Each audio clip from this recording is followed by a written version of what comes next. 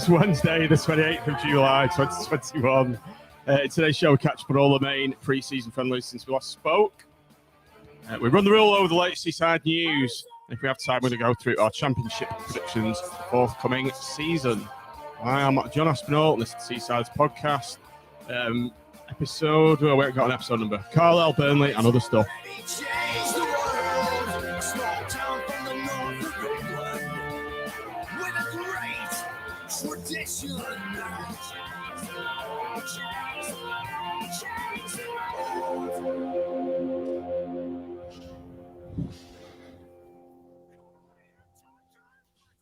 Good evening, everybody. Welcome back to the Seasiders podcast. Welcome back to the stream. Welcome on the audio pod. Tim, almost a cock up right from the off, yeah, but more or less pulled it back from the brink. Matt, did you see the fourth presenter enter John's room while he was presenting there? It was like a poltergeist behind you, opening your door. So there's somebody going to be sat down next to you. If you feel a cold chill, it was just the door just slowly opened. It was quite spooky. Spectral presence. Hang on.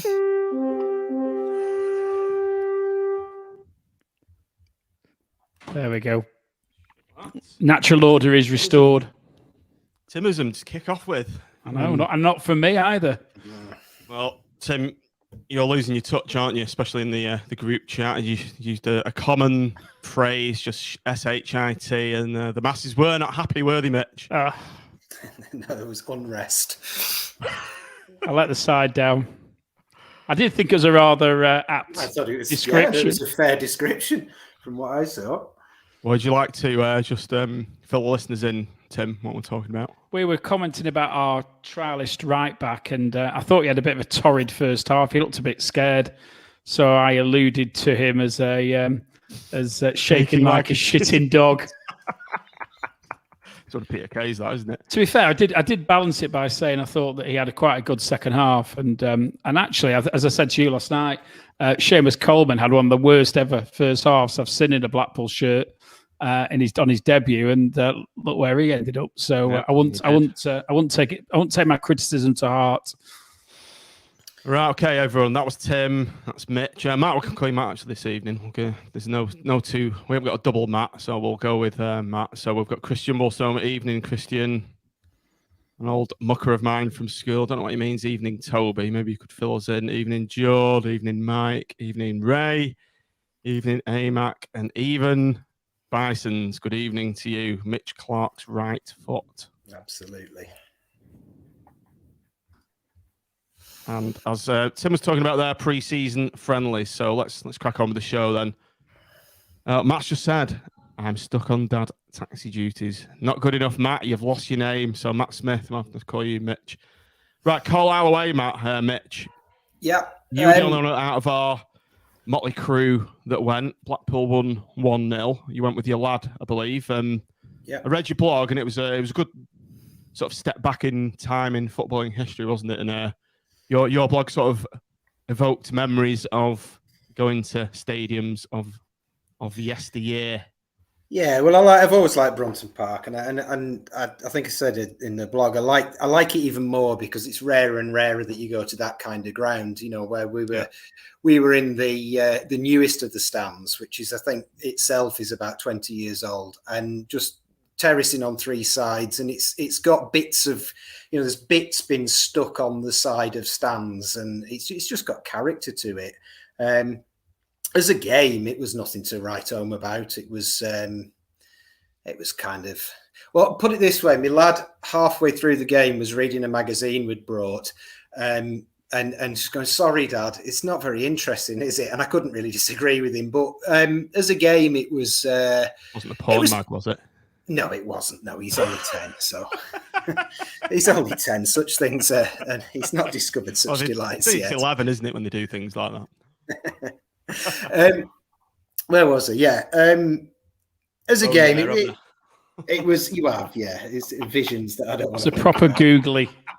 When I was growing up, you always used to find them on the playgrounds Do you remember there used to be bushes at the Hedges. playgrounds? Yeah, It was Hedges, hedges. yes. They were. Hedges, Yeah, yeah. they did. They were in hedges. Why were they in hedges? And it's one of those things that everybody says, "Oh, I found them in a hedge once," and everybody did find them in a hedge. It's true. It's like white dog poo. You never see it anymore, do you? Yeah, Yeah, no. yeah. It's strange. Mitch, on your blog, just go back to the game. I'm on a tangent now. I remember mate Simon Quinn saying, "Come up to the stream. There's a stash of mags in the head." Indeed, there was. Why? Sorry, the vlog. The bit about that always bemused me about Carlisle, that new stand that you mentioned. It sticks out down the other end, doesn't it? It's like a couple of feet past the touchline, and you filled me in on why that was. I want you to now fill everyone else in.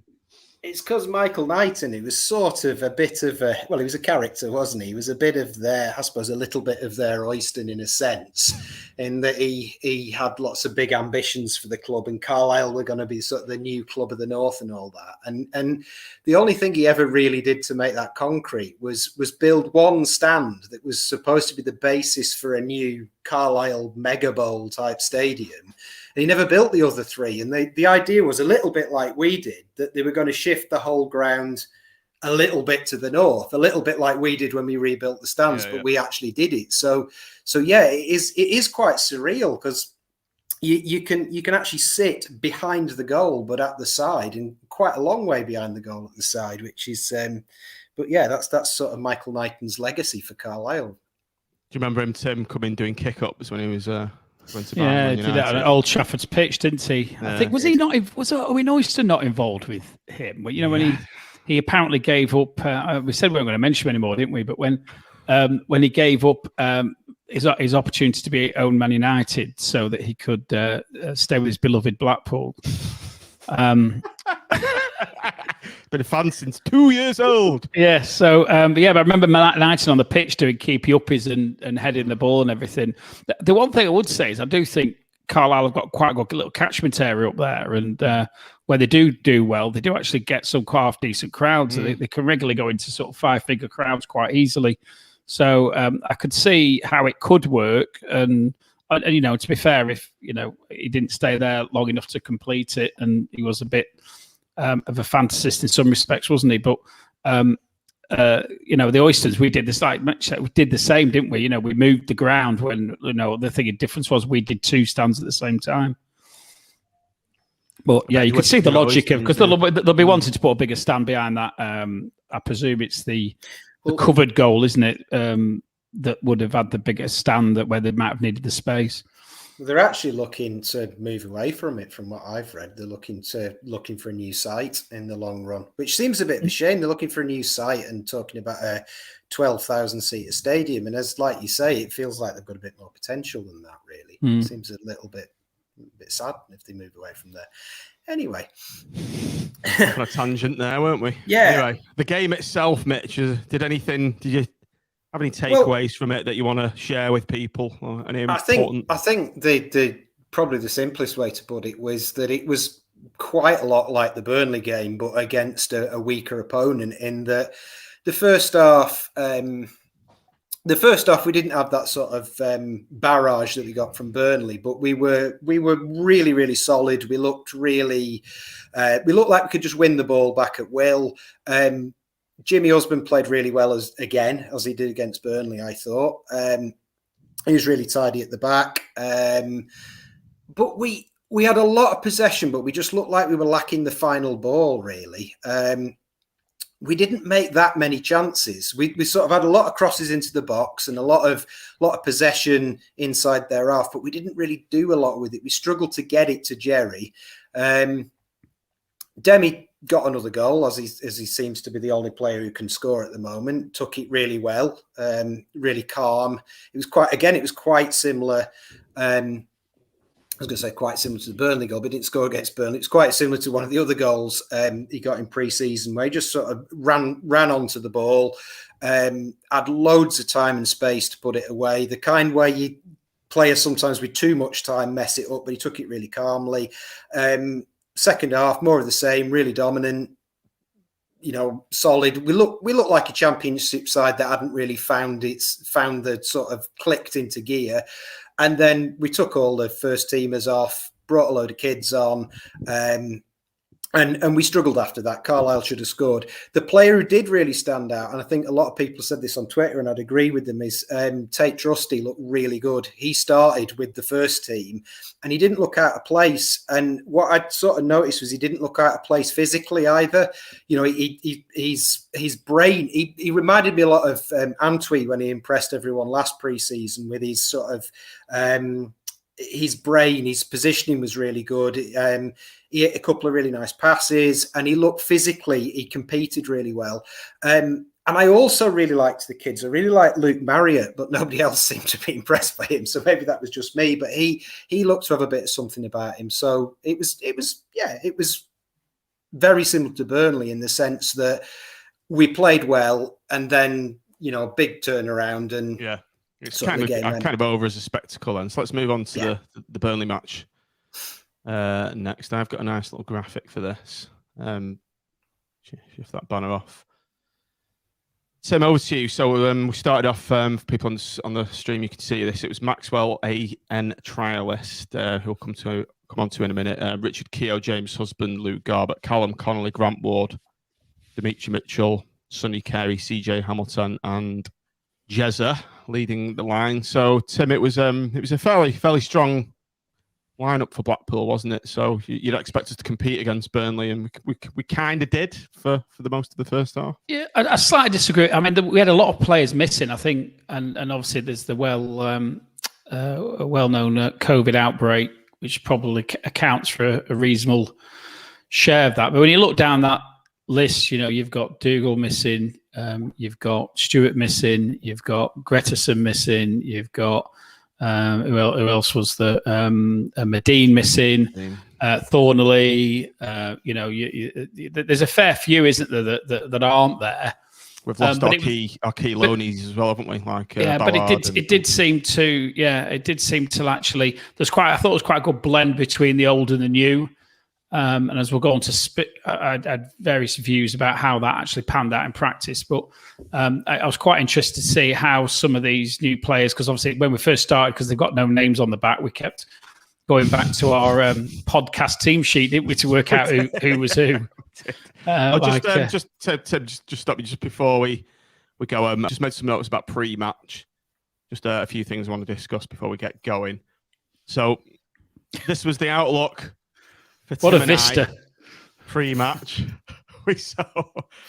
I met Tim at his place of business, and then we were short time, weren't we? So we thought we'd just have a quick one at the nearest pub to where he worked. And there's a new little kind of micro pub type thing opposite the Royal Oak on Waterloo Road, and we sat outside and had a drink, and this was the salubrious outlook. And for the benefit of so, get that for the tourist spot, that one. It's quality, that I did. We're there having our G&Ts, weren't we, John? Yes, we even had a G&T. Yeah, I had a heavy G&T under the road. It's never been known. Actually, it's Waterloo Road there, but you know what I mean. I had a very heavy tea of fish, chips and peas, so I couldn't really face. Did you, John? Did you have fish, chips and peas for your tea? I want to know that. For those that follow me on Facebook.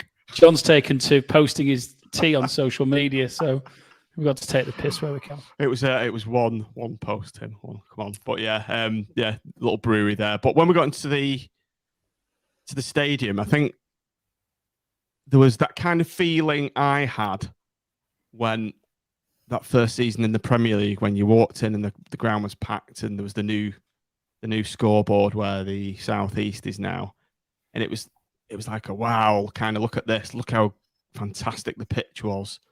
You know, there was that horrible AstroTurf gone. You're looking up, and the stanchions have all been repaired. We've got the LED boards. You know, we were laughing at them, Mitch, weren't we, taking the piss? But they did look good, didn't they? And just visually, you can see the club is going places, can't you? Well, vast improvements compared to what it was like. Watching on the stream, it had that effect. It was quite odd because the boards. Oh, you weren't there, were you? No, sorry, I was. I was watching.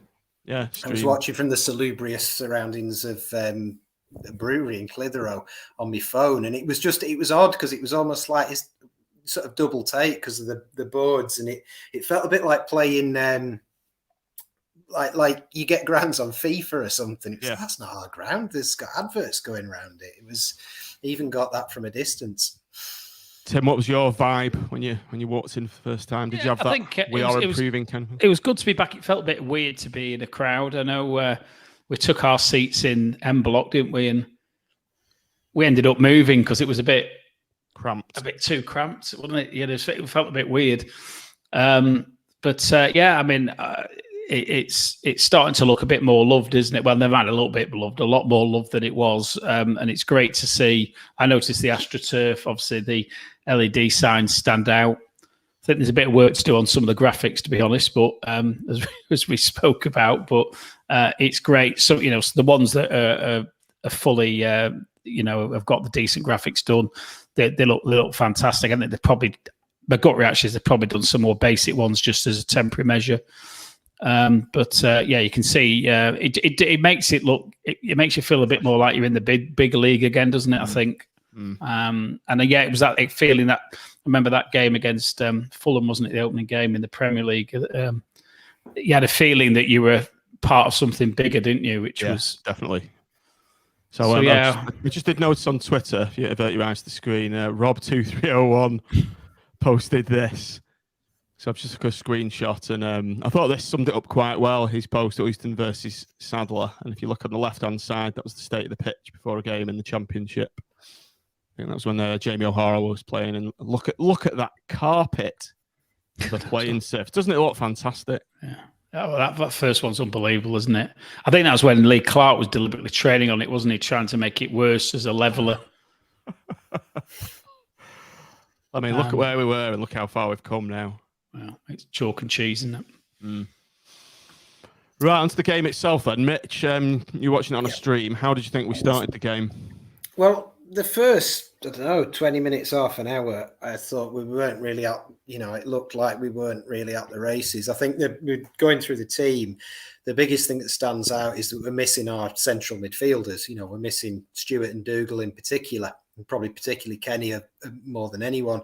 And I thought Burnley had, they had a really good control of the game. It felt like they were coming forward at will, like what I said about Carlisle.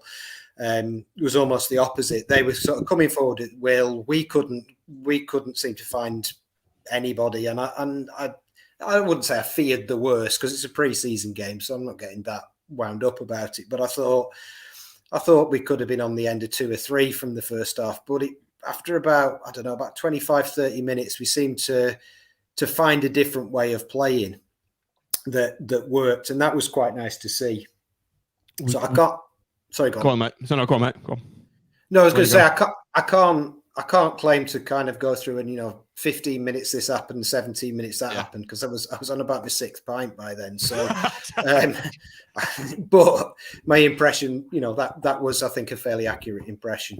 Yeah, I mean, Tim, in the first half, we had 2 very good chances. Jerry Yates played in both times, but once by CJ, I think the other on the right hand side, but we kind of had the 2 best chances of the half, didn't we? And Jerry looked a bit rusty, particularly his first one, where he just, he didn't make a good connection with the ball, and it just dribbled into the. Yeah, it was. Hand. I mean, for me, I thought CJ had been a bit quieter in the opening phase of the game. I think you was playing, did I? Yeah, you made that comment, but I think he improved as the half went on, and I had and still have my reservations as to whether how effective he's going to be in the Championship. But I think he sort of reassured me a bit last night in that pace still does count for quite a bit, doesn't it? And if he can improve on his final delivery, and he seemed to, he did seem to have a delivery on him last night, then once Jerry gets his shooting boots on, I'm sure we'll all profit from it. I didn't think the first shot he just mishit it, didn't he? And the second one, I think it was from. I tell you, this is where the Sonny names Carey. come into. Sonny Carey. I nearly said Connolly then. Sonny Carey. Just to be fair, it was quite a good move, wasn't it? I thought we did everything right, and Yates just didn't quite have the end product on it. But that'll, listen, we know that he can score goals, and it will come, and I'm more than happy to see him miss them in these friendly games if he's getting his range in for when the league starts. So yeah. Well, I was just going to jump in there with CJ's. It's interesting. He started on the left in all the pre-season games. He played on the left at Southport. He played probably about 50 minutes on the left at Carlisle, and he swapped at one point to the right. And he played on the left, as far as I can remember, for the whole game against Burnley. And I think his delivery has actually been a bit better. And I think it's possibly because he's delivering on his left foot. But it's interesting, isn't it? Because Critchley's been so averse to play. He's inverted the wingers every time. But he seems to be starting. I don't know whether it's just because of who's fit and he's got to play. No, he's finally listening to Phil. Yes. Phil's message has finally got through to Coach Critchley. Well done, Phil. There's no point in like going through the game with a fine-tooth comb, is there, Tim? And I think for the benefit of people who weren't there, what were the main kind of takeaways of the game for you? To be honest, my main takeaways were that our established players are the best ones we've got. I thought Hub's husband was imperious at the back. He was absolutely fantastic, and he saved us quite a few times. Maxwell looked like he was very, very sharp. Mitchell looked sharp. CJ, as we've spoken about, did, and despite his him not quite locking in the radar with his shots. Yates looked busy as well. I think the jury's out on some of the others. I think I was a bit concerned about Keogh's mobility, and I couldn't quite work out where Connolly was fitting in and playing. I mean, let's talk about Connolly then. He was playing a kind of a defensive midfielder role, wasn't he? And all the people around us were saying he ain't a midfielder. Mm. I thought that was just needs must, to be honest. He's played right back in the other games, hasn't he? I don't think he started against Carlisle. I can't remember if he did or not, but he certainly played right back against Southport. And I think it's no Dougal, no Stewart. I think I can't see from watching him. I can't see that he's seriously thinking of starting him in central midfield in the Championship, because he just. I agree with the people around you. He just didn't look like that was his position at all. And he's got this vibe where I think he looks like a competent footballer, but I don't feel like I've seen him play where he should play yet, if that makes sense. The way he carries himself, the way he sort of goes in for a one-to-one, the way he sort of conducts himself on the pitch, he gives me a confidence, but then I feel like I've not seen him play where he should play. He feels like a centre-half to me. I know Sean's absolutely convinced he's a centre-half, isn't he? From sort of his in-depth analysis he does. He's absolutely convinced he should be playing at centre-half, and he feels like he should be for me. He feels like a footballing centre-half, not a central midfielder or a right-back. Maybe like you say, it's probably needs must perhaps, because that's where he's played for Fleetwood, hasn't he? So let's just think it was just. I think what it tells us this though is that we're going to recruit very cannily in the low market, because we've lost some quite important players for us, and we need to up. What I was hoping, which I haven't quite. I'm not saying they won't do it, just didn't see it based on the 60 minutes that they played last night. Was I haven't seen players who've come in who are better than what we had last year, and we're going to need that if we're going to compete, and if we're going to hit my prediction targets for this year. So that was a slight disappointing thing. I think if I got disappointment come away from last night, I don't think I felt that anybody knew was going to set the world alight. What did you make of Carey? Bison's have just put the point on Carey. I've liked the look of him every time I've seen him. I don't know what you two made of him. Obviously, apart from setting up that chance, I don't remember him doing anything that stand out. But obviously, you need a good foil for Yates, is what we're looking for, isn't it?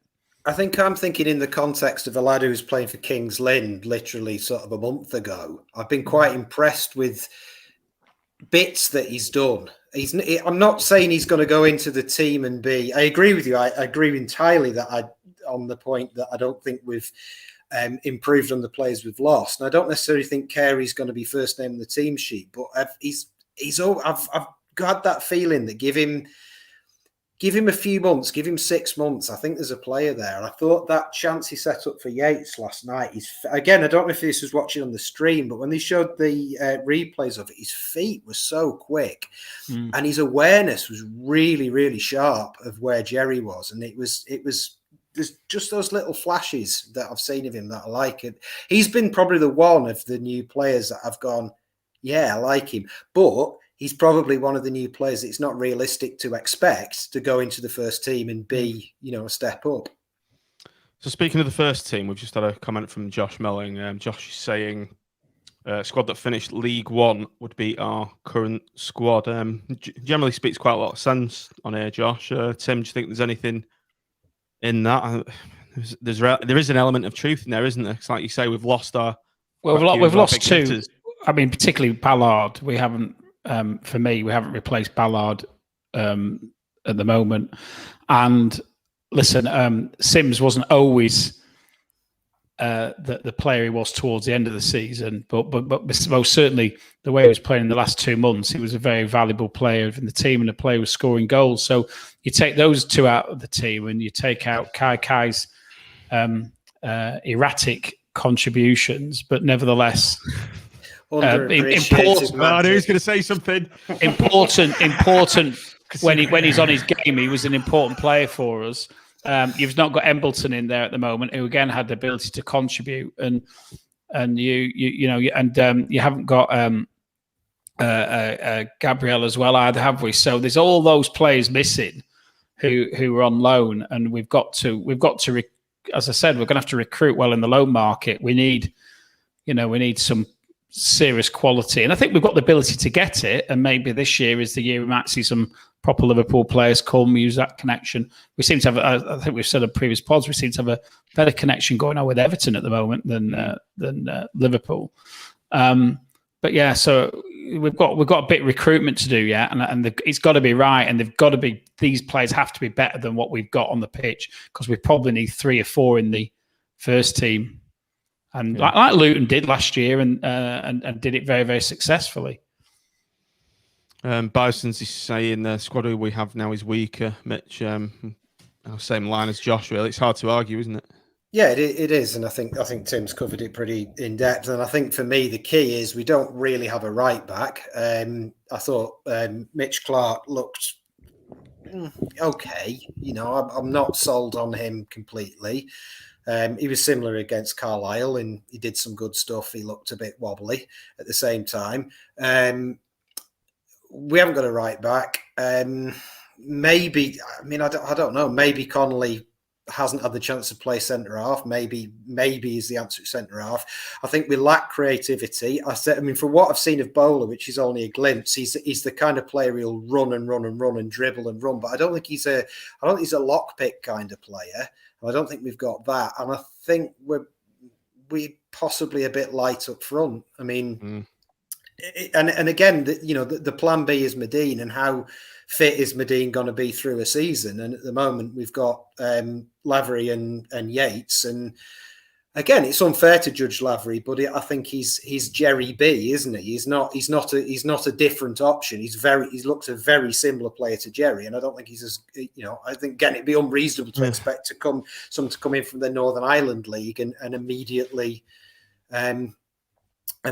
sort of hit the ground running in the Championship. So I think there are places we're light, and I think. Yeah, I'd have to agree. I think it'd have been more worthwhile sticking Lavery on from the start yesterday, rather than playing Jerry, because when he did come on, he's coming on with this glut of substitutions. I think that's the only way to describe it. And they were all kind of off the pace. They didn't know where they were playing, and I don't think he got a good crack at the whip, did he? So I'd have liked to have seen him play. He did look. Well, we said at the time he looked like somebody'd get stuck in, didn't he? He was most certainly, for a relatively small player. He had a reasonable amount of physical presence, I thought. I mean, one thing I would say with the young lads coming on was I actually thought they looked quite good on the ball, and we spoke previously. I'm not going to remember his name now. Is it Tutti? Is it how do you what's his son? Say Trusty. Trusty, sorry, not Tutti. I can't remember. Bison's. How's it pronounced? But what I did like actually the way he was quite comfortable receiving the ball with his back to the goal and playing. He didn't rush, he didn't panic. He always found feet, and I quite like the look of him. And as you say, Lavery up front looked a handful. A couple of the others didn't quite hit. I thought Sarkic was Sarkic, and I just don't think Bison's has come in with his phonetic spelling. T-A trustee. It sounds like some kind of grime artist, doesn't it? Yeah. T-A trustee. There you go. Yeah. I've got his album. Bison's must be a linguist in his day job. Anyway, Tim, go on. So I was just saying, I thought that I was quite impressed with the way that they played the ball about, but there was a naivety to some of the play, which has probably let us down, and ultimately why we lost the game. But the score doesn't really matter. It's more a case of hopefully seeing players develop. I noticed Brad seemed to put quite a bit of muscle on. I was just a bit, perhaps I don't think he quite got. We were talking. He never seems to get away, does he? Never seems to get. I said that to you, didn't I? I said he never gets the ball delivered to his feet and gets to have a run. And it happened about 5 minutes later, didn't it? And he got tripped, didn't he? He got tripped by the player, and I thought it'd been nice because I know what he's like doing that with that running. We've never seen him. We've never seen him with the ball at his feet running at a defender. Really? No. And it's disappointing that because he had a bit of game time now, and he needs to impose that into the game, I think, and I'm sure it will come. But we were said probably, maybe it's one where he needs 3 months out in Div 2 or Division 1 where he's going to play every week and just get some proper game time in where he can develop his game a little bit like we're doing. I've done with a few other players in the Premier League here and things like that. And I thought there were maybe 2 or 3 players, maybe 3 or 4 players that look ready for sort of league football at some level. They're not going to be the answer for us this year, but I think, Antwi needs game time. He can't just sort of float around the reserves being full of potential. Antwi needs game time. I was quite impressed with Baines from what I saw of him. He seemed to use the ball. Pronunciation, please. Please, thank you. We'll carry on and waiting, but I'm to Smith and Jones and Tate Trusty looks a player, with Brad Holmes as well, and I think they all look like players that need to have a bigger test than academy football. To me, and I was just going to say on top of what Tim was saying, there was a really good bit in the Carlisle match where Carlisle had about 3 shots in about 4 minutes, and they were absolutely taking us to bits. And I can't remember who it was. But it was one of the kids sort of turned around and shouted like, "Calm down!" And they just passed it around for about 90 seconds, and they really took the sting out of the game. And it was nice to see that they've got the brains to do that against an opposition that was clearly much better, because Carlisle hadn't put their kids on. It was still their first team, and it was nice to see. And it was kind of also, you could see that there is an ethos in the club. You can really visibly see that was exactly what the first team would have done in the same situation. They're being coached in the same way, and there's that sort of intention of that pathway through to the first team. Because I don't think that's something that's been there. That I think very often we've had quite a good youth setup under the circumstances, if that makes sense. But then what the youth setup's been doing hasn't always borne any resemblance to what the first team are doing. And I think it really does. The pathway was you're still on 50 quid a week, even when you sign your pro term, and you piss off to Stoke or another club. So it's good to see. So we've got Morecambe away.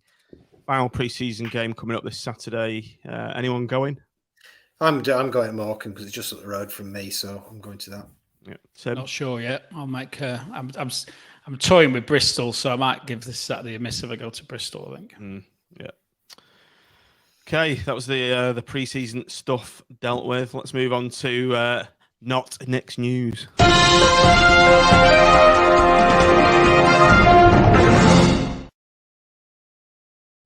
not Nick's news. Nick's out sunning himself in St Ives at the moment, so hopefully his voice is better after his health issue. So get well soon, Nick, if you're listening. Tim, let's come to the first item. Slightly old this because we've not come to a pod in 2 weeks.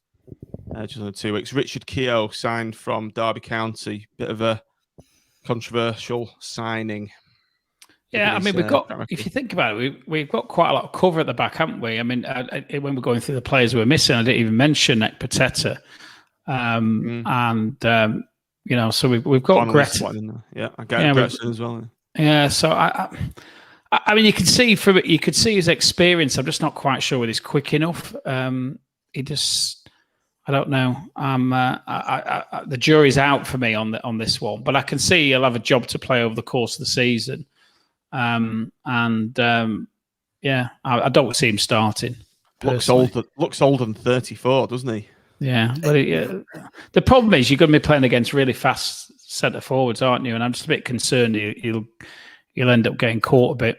And I've got to say, Husbands looked so good at centre half yesterday. He looked like he's out to stake a place either in the back three or even a back four at centre half. And I can see him starting there most certainly at the beginning of the season. Mitch, he's a Republic of Ireland international, isn't he? So no slouch, and he's still plays for him. He's still playing for him. I have to say, against Carlisle, it was hilarious because all the kids came on, and there were some real players. I was like, who the hell's he coming on then? And some of them looked about 14, literally, and then there's Keogh hobbling on with them. He looked about coming on his Zimmer frame. Yeah, he looked about 52. Looks like he's had a hard life, doesn't he? Yeah, he really does. He's, he feels like a player that, and I mean, look, I remember when I'm trying to think who we signed. I felt similarly about. This was Michael Jackson. I don't want to say this, but it's a kind of an Oyston-like signing, isn't it? Mike Flynn or somebody like that. You went, and actually they turned out to be good players. But he feels a bit like a League One sign. You know, he feels like a player you'd gone stepping down. Yeah, he's still. I don't know. But. Hopefully he'll prove me wrong, and he looks quite good on the ball, doesn't he? But yeah, so I'm trying to be politely underwhelmed by him.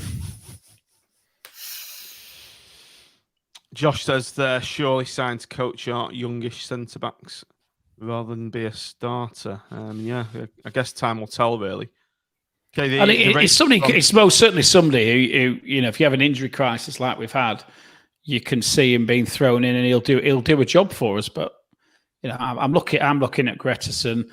I still think we might get somebody else in as well. But I'm looking at Gretason, Ekpateta, and Husband. What perming 2 from that 3? I would have thought, or if not, play all 3 as being the starting 3. Maybe going into the coaching role, might say. Josh said rather coaching the youngsters. Rangers game was called off. Bit of a shame that. I think it'd have been a nice spectacle. You were going, Tim, weren't you? Yeah, and to be honest, actually, I thought the atmosphere last night was okay. It was. I think the North is going to be fantastic. Well, the whole ground, but particularly the North, is going to be fantastic this year with the noise that was created. And quarter full, third full. It wasn't the third, was it? Quarter full last night. It was making plenty of noise, and we commented, didn't we? It was really pity we didn't get to see the Rangers game because there'd have been some. Would have probably been. In all honesty, outnumbered and outsung, but nevertheless, I was disappointed. That was the one game I wanted to go to pre-season. Everything else is a bit same-ish. I wasn't really bothered about last night. I'm not really bothered about Morecambe. I wasn't bothered about Carlisle, but the Rangers one was the one. It's a pity we didn't get last season's pre-season games, isn't it, with Liverpool and Everton, and that would have been nice, wouldn't it, to have at least have one of those at home. Anyway, it is what it is. Yep. Match day ticket pricing structure. Mitch, come to you on this because there was a bit of a furore on social media when it was announced. Just for those that don't know, the new campaign will see the introduction of categorised fixtures at Bloomfield Road with games classified as either Cat A, Cat B or Cat C. And I've put in my comments, is this a ruse to force people down the season ticket route, given we've only, quote, sold 7,500. And your general thoughts on this tactic as well, Mitch? So a lot of people aren't happy with it, are they? I'm going to take a deep breath and I'll qualify what I'm saying in that I'm not having a massive dig at the club. It's just my opinion. But I think the prices aren't far off, but instinctively I don't think we've got it right. I think 28 quid for the top end is high, and I appreciate that there's higher prices than that in the Championship, but it's Blackpool. I think that the idea that the idea that you broaden a fan base by sort of encouraging people into season tickets feels a bit short-sighted, because I don't think you actually broaden a fan base by that. You broaden a fan base by people turning up, people choosing to go down who haven't been before, who haven't been for a long time, and they're not going to jump straight into a season ticket holder. I think we have to take into account that we've had 6-7 years, out of the last 8 where there hasn't really been a Blackpool Football Club for people to go to. And by that, I don't just mean us that boycotted. I mean sort of people who were 11, 12, 13, 14, 15, 16 who might have gone down. And I think at the bottom of it, I want the club to be sustainable. That's what I want. I don't expect, Sadler to give me a free gold car to drive to the ground in and serenade me into the stadium, sort of congratulating me for coming. I think what we need to have is a broader fan base. If we want to be that club that's an established Championship club that's getting to the Premier League here and there, that's in that thing, we're going to need more than 7,000-8,000 hardcore fans. We're going to need to build. We're going to need to look to be 14, 15, 16,000 as a base. If we want a new East Stand, we're going to have the support to do that. And I could be wrong. I could be very wrong. I don't run a football club. I don't know anything about it. I could be very wrong, but it feels like it doesn't sit quite right with me. Yeah. No. And I know the arguments where people will say, yeah, but you can only charge the away fans what you charge the home fans and the money and all of that. And I get that. And I appreciate that the club needs to run like a business. And I totally appreciate that, but it's that longer term sustainability at the cost of the shorter term gain, if that makes sense. That's where my feeling is. And that's my honest feeling. I'm not having a dig at the board or anything. That's just what I honestly think. It's quite a few people are on board with what Mitch is saying there, and quite a bit of unrest, wasn't there? There even was over the pre-season prices, wasn't there? With the suggestion, I don't think they did actually get the pricing right for either of those 2 games, to be honest, for home fans. But the point actually is the points were eloquently made by Mitch, but particularly the point I think about the away fans, because we'll have games this year where there's 5,000 away fans coming, and if we can charge £28 and not £22, £6 extra times 5,000 is an extra £30,000-40,000 in gate money straight away. But the trade-off for that is this attract. When we're playing the West Broms and the Sheffield Uniteds and the Prestons who are going to be Category A games, we want the home stands full. And to be honest, I'm pretty sure that there will be, but will people leave thinking that that's a bit expensive day out and I'm not doing that again? And that's because they won't necessarily appreciate the subtlety between the A, B, and C. They'll maybe think that's the price every week. I mean, the flip side is we're going down to Bristol City. Go down to Bristol City, it's 33 quid. And that won't be. I don't know whether they categorise the games or whether that's the price every week, but that sounds quite dear to me. It sounds quite an expensive ticket that for the away end at a middle ranking Championship club. They're not they're no Barcelona, are they? So it's probably, we are in a more expensive league now, and we're probably gonna have to get used to prices. But we've apart from 1 and a bit seasons, we haven't been going and we haven't been shelling out every week for tickets, and we've been used to sitting at home and maybe chipping in 10 quid for iPlayer or something, and we're probably going to have to get back into the habit of opening our wallets a bit more, aren't we? But I think it's not about us in a sense. I think that's where I feel it's not about us. You know, they could have made the season tickets for 150, whatever. I've got my ticket. You've got your ticket. John's got his ticket. We've all got our tickets.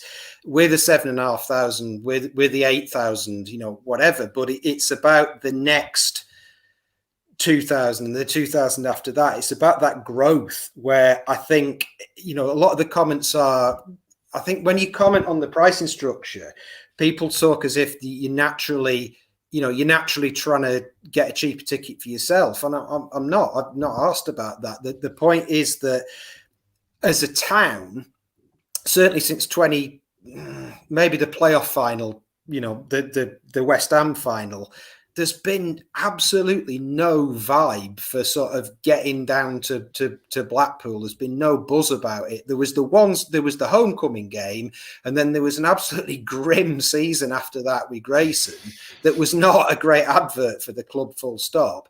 And it's that 8-9 years. And yeah, Bristol City charged this and QPR charged this and whoever charged that, but they're not working on the context of 8-9 years of sort of lost connection with the town, with the club, and historically we do struggle to get people through the gates. We don't like to admit it. We do struggle to get people through the gates unless we're doing really well. And you know, and I think it's that it's not about what I pay or you pay or John pays. It's that sense to the person that's maybe thinking about going down there, you know, or went down there 10 years ago, was thinking about going down again. And I think that it's that long. That's the long-term sustainability. Yeah, I suppose you've got a lad. If you've got a dad and lad, I don't know what the lad's prices are in on the day, but I suspect, let's say, the 15 quid. So he's going to be 60, 70 quid day out, isn't it? And it's whether they think that's good value. They just won't. They won't, will they? A floater will not pay that to go to a football match in Blackpool. Yeah, we'll just have to suck it in and see, really. See if it does. And I hope I'm wrong. I'm wrong. You know, I'm not going to take any pleasure if the crowds we average 10,500. I'm not taking any pleasure in that. I hope I'm wrong because I want to see his investment, you know, pay off, and I want to see the club sustainable. And this part of the problem, of course, is that the chance we had last season where we could have cemented relationships between new fans and the club has all been lost, not for nobody's fault, but as part of it, you know, it's one of the wounds effectively from the pandemic that we've had this fantastic season, played some fantastic football and some fantastic games, and nobody's been there and actually had that real wow factor. Even us, obviously, watching I follow, you get into it, but it's still a bit of a sanitized experience, isn't it? When as against, imagine what it would have been like if we'd been seeing last minute winners in the north when it's full and the place going absolutely ballistic. And that's the type of thing that makes people, and particularly kids, want to go back again. And so, it's a valid point you make. Yeah. I think Tim, you've probably nailed it. The fact that they're doing it to try and charge these big away followings top dollar. And is it a case of being penny wise and pound foolish, like you say, because it may not build up that fan base that Mitch talked about. Right, anyway, let's move on to something else. Another piece of good news has come in. iFollow has finally been chucked in the bin.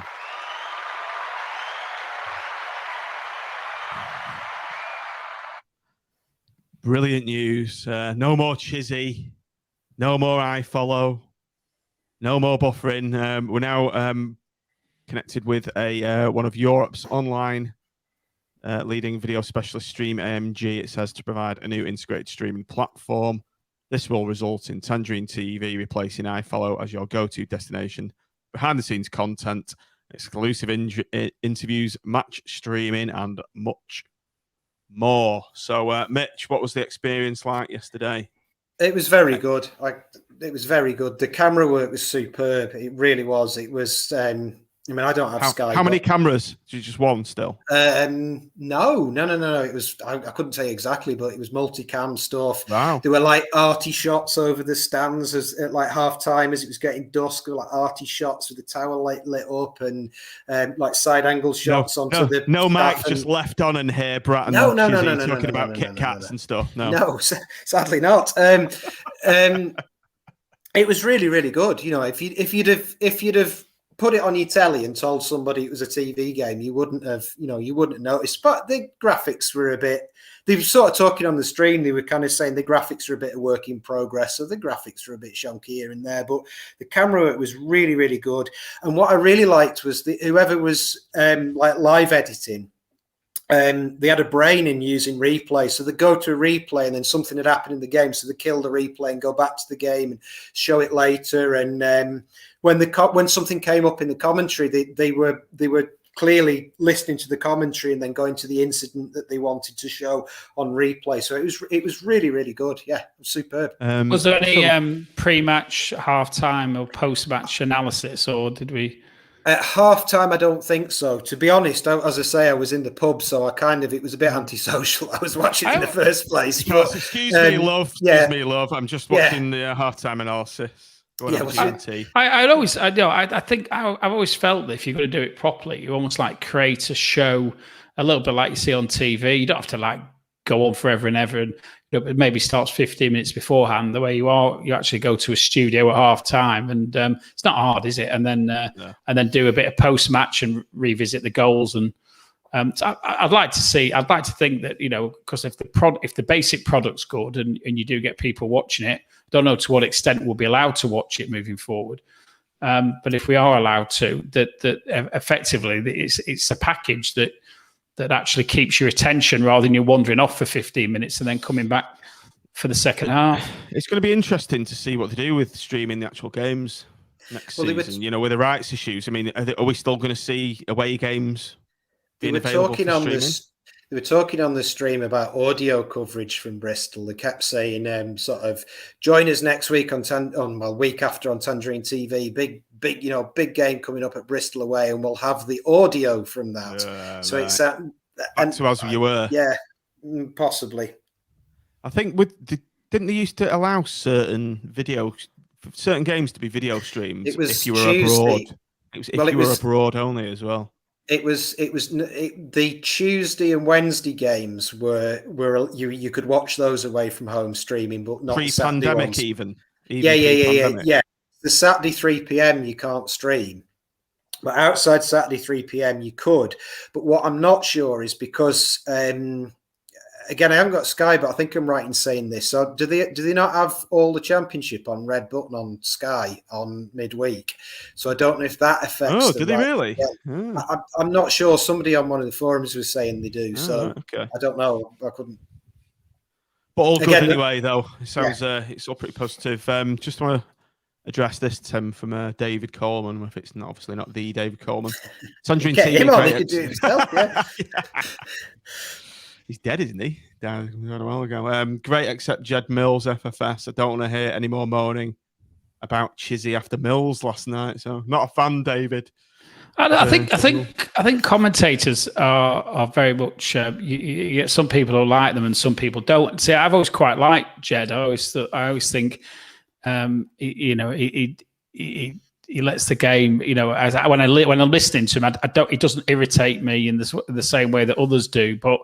I think that you get people watching different channels, don't you? Because they can't stand certain commentators, and during the World Cup, whatever they say, I can't listen to him or can't listen to him. So I think there is a little bit of a personality just in it. Flip it there. Bison said Jed Mills was superb. So there you go. I mean, I sort of said my experience of Jed. I didn't hear it last night. My experience of Jed is I quite like him. I think he does quite well. I've never listened, so I could be interested to hear him. Bison's also said got it spot on with Greenall. Colin Greenall's great, so it's good to see him and Ben Burgess are heads and shoulders above anybody else that they have on as the co-commentator, because they actually, I always get the impression with them that they're telling you stuff that you don't necessarily know, which is what you want from a co-commentator. You want somebody who's been in the game, who's actually going to come out with something. Greenall does it about injuries sometimes, where he said that looks like this looks like that, and Ben will talk about movement off the ball, whatever it is. And I always feel like I'm learning something, and that's what I want from a co-commentator. Yeah. What I thought as well, listening to it, they started off a bit, it made me cringe a bit for the first 10, 15 minutes. It was very sort of corporate TV, everything was very positive and everything was brilliant. And actually they seemed to relax into it after a bit. And it became, that a bit more objective, and the Greenall was really, really good, as he always is. But yeah, say the first 15 minutes, I just thought, I don't want to hear the words Tangerine TV again, you know. Bas just said Greenall says we're probably 4 players short in starting 11. That's a great shout, actually, and it brings us on to our next topic, which is the right back position, Tim. Still vacant, and there's this Jordan Gabriel. Isn't he going to sign? And I think Bison's Colin Greenall is correct there, saying we are probably 4 first-team players short, right back being the most pertinent. I think Blackpool must think they're going to get him, mustn't they? Otherwise, you would have thought they'd have delved into the market elsewhere by now. And we most certainly, we need a striker, a good striker, a proven striker.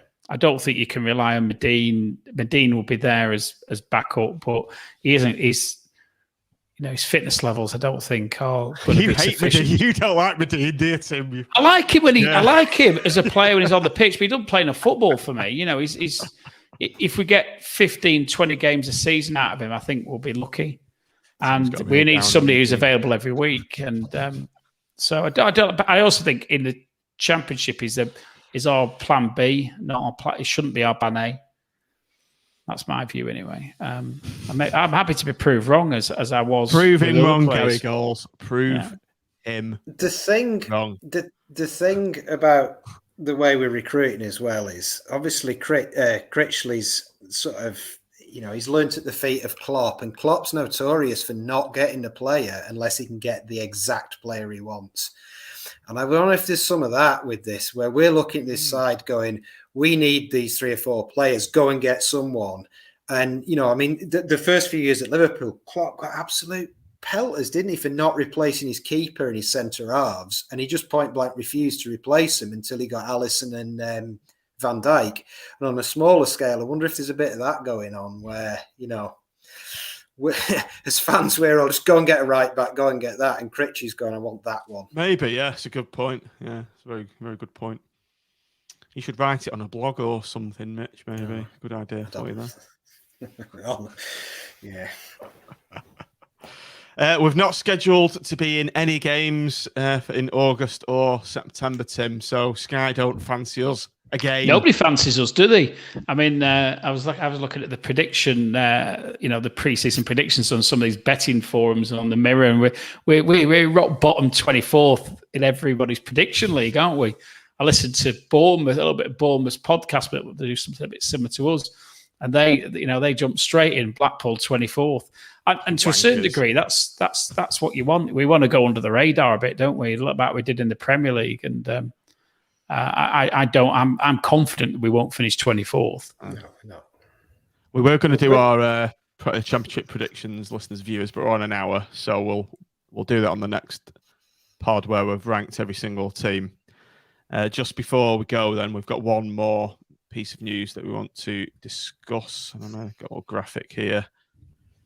Our good friend Ashley Knowles has been doing a sponsored bike ride in support of the Armfield support group for mental health, I believe it is. I don't know the full ins and outs, but if you look on the screen there, he's looking to raise £20,000 and raised a very admirable 10,300 so far, Tim. And listeners, I'll just put the URL up on the screen there if you want to chip in. Yeah, it's an excellent effort by anybody who knows Ashley will know how he throws himself into everything and anything that he does. And he's organised this last Saturday. Unfortunately, I couldn't. We had a game for the Blackpool Walking Football, so I couldn't participate. I planned to otherwise. And they cycled from Morecambe through to from Morecambe Stadium to Blackpool Stadium, and they've had some fundraising nights I think they might have some other stuff coming up as well. But they had a night in the Thatched, and I think they missed out on the Rangers game, which I think would have been a big money spinner for them, where they were going to do quite a fundraising there. So if anybody can chip in, the money that's being raised is all going to be spent specifically in Blackpool. They've got an undertaking; it won't be spent anywhere else. And we are seeing, we all know somebody who's suffered from, some mental health issues, and And this is all about working with people to stop them doing things that they're going to regret. Affect the families as well. So that URL, if you do want to just chip in, it's uk.virginmoneygiving.com/Armfield Support Group. Get them spending, Jerry. Get them spending. Right. So I think that's it for one evening, gentlemen. Thanks for joining us on the stream, everybody. Thanks for coming on the audio podcast. Now we are going to do a preview, Bristol Rovers preview show, where we're going to be going through the championship predictions. So, Tim, let's just announce you as the winner. You're in the wrong league again, aren't you? Bristol Rovers. What you're 2 leagues.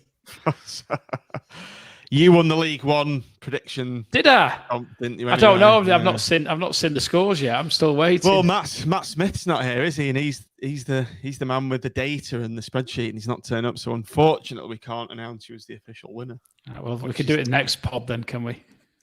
Damn, that's a shame. Do I get a trophy or something? Do we have a trophy that I can display behind me for the season as the reigning prediction champion? There's a few more contenders this year, of course, isn't there?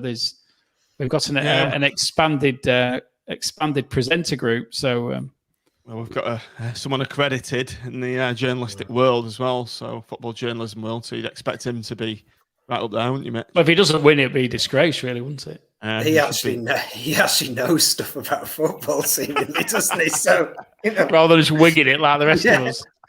Shh! Don't tell him.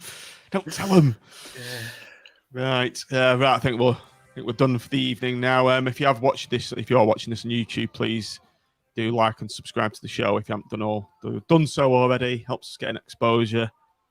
Get up to that magical 1,000 barrier. Tell your friends, etc. And so that's us done. Thanks for joining us, and we'll be seeing you just before the season starts for the preview show. So thanks for joining us, Mitch.